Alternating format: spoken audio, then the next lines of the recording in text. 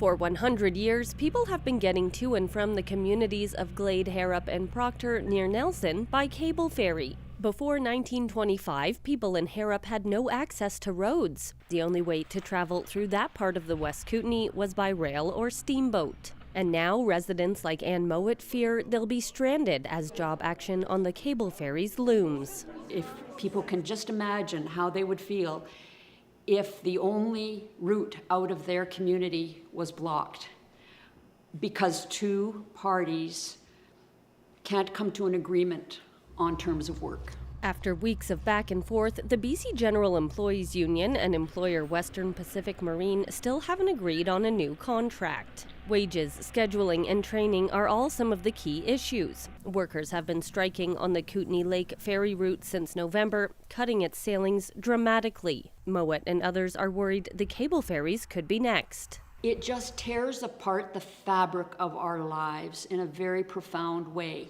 She and others are trying to come up with solutions. They're calling government officials, taking their own boats across the river, and suggesting it's time to build bridges.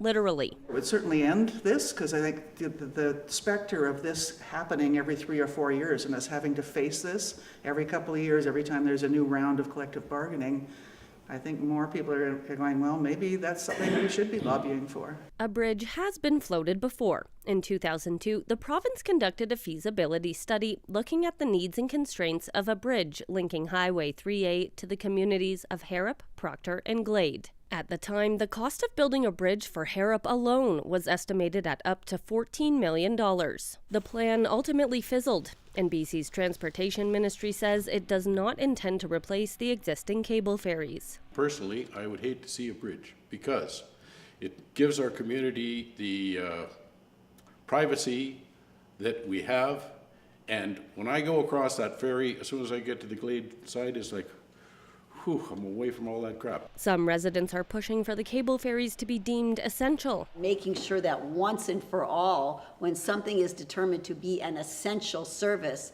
that means it can't be changed, it can't be blocked, it can't be altered. It's got to stay as it is because it's essential to health, safety, and welfare. For now, people here wait on pins and needles to see if the cable ferries are hit by job action. The union and the employer are set to meet with the Labour Board in February. Corey Bullock, CBC News, from Harrop.